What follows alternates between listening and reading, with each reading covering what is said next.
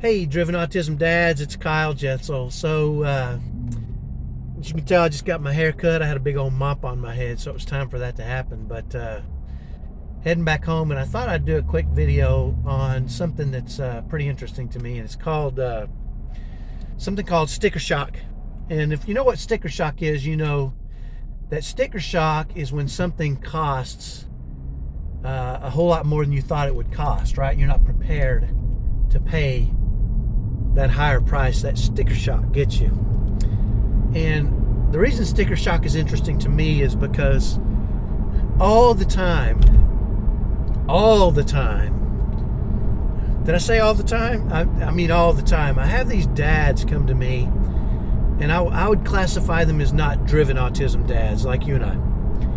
They're dads that want the results without putting in the effort that it's going to take, right? And they'll come to me with a problem, and we'll talk about it, and I'll say, well, there's a strategy that'll solve that, but underneath that strategy there's a whole lot of work that you need to do as a dad before you can make that strategy work. And it's the sticker shock, right? What I've learned, and I've seen this over and over, is that almost every strategy works. Sometimes not right away, but consistent effort. Almost every strategy works with our kids when we're the right people to implement that strategy, right?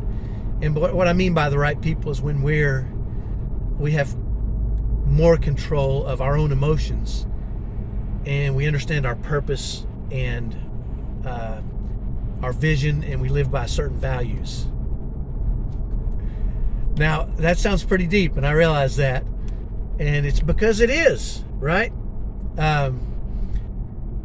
Almost all strategies work when you understand who you need to be as a dad. That's why I call the people that work with me driven autism dads, because you really got to be kind of driven to fix yourself as a dad, to really get a lot of this stuff to work. Almost no strategies work. Let me give you the opposite of that. Almost no strategies work when you're jacked up as a dad, or when you're what I call a default dad. You might say, what is a default dad? A default dad is a dad who's, has a kid and, just goes through the motions, right? He's like, hey, I had a kid, and they don't do any work at it. And I don't mean don't do any work by taking care of their kids and stuff, because everybody does that, but that's just default, right? If you're a dad, you're going to take care of things. What I'm talking about is doing deeper work, the work that's going to be required for you to be able to be right? You're driven to be the greatest dad, the very best dad you possibly can, and give your kids the very, very best chance of success. And that drives you, right? A lot of dads out there just kind of raise their kids by default. A lot of moms do too. Harsh. I know it's harsh, but and if you've never read a book on parenting, I'm afraid to say it, but you might be a default parent,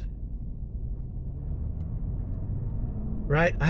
You'll laugh at this. So one time I had a lady come to me, and she handed me a book called Raising Responsible Children in a Non-Responsible World, something like that, or Reliable Children in a Non-Reliant World. It was something along those lines. But anyway, I knew her personally. I was good friends with her husband, and she handed me this book, and she said, hey, do you mind reading this book for me and kind of giving me the cliff notes on it? I really don't have time to read it. And in my mind, I thought, yeah, what are you really saying here? What are you really saying? Do you don't care about your kids enough to read a freaking book? You don't want to make time for that? And it aggravated me a little bit. It kind of ticked me off. I didn't say anything to her, but I took the book because it looked like an interesting book, and I wanted to read it, and I read it, and there was some really good stuff in there. But I thought, I'm not going to return her any information until she specifically asked me for it. And then if she does, I'm going to tease her with the results she can get if she reads it herself. Well, she never came back and wanted the book back. I still have it on my shelf, as a matter of fact, and I refer to it periodically. And it's the sticker shock, right? It was the sticker shock for her. You got to do more than just, feed them and clothe them and say, I love you. That's default parenting. Everybody does that. Anybody can do that, right? But if you really want results, if you really want, that's I call that the hope strategy. If I feed them and clothe them and say I love you periodically, I hope they turn out okay. Well, I guess that's okay for some, and maybe they will, maybe they won't. Not good enough for me, because I'm driven to do everything I can to make sure I give them every possible chance at success. And that means a lot of work for me. And there's sticker shock there. So if you're one of those dads that wants to give your kids the very best chance at success, if you want to be considered the greatest dad in the world, already there's a sticker shock, and you're going to have to pay it. And there ain't no way around it. You can't shortcut, right? There's no lottery that you can win and not have to pay the price as a parent. As a dad, you're going to have to pay the price. You're going to have to do the work or be default. There's really one of two choices. So if sticker shock scares you, if the idea that you got to work to get the results you want, then maybe Driven Autism Dads isn't the place for you. But if that's okay with you, if you're driven to see those results and you're willing to work and you're not afraid of the work and you're not afraid of that sticker shock, then my program is a good program for you.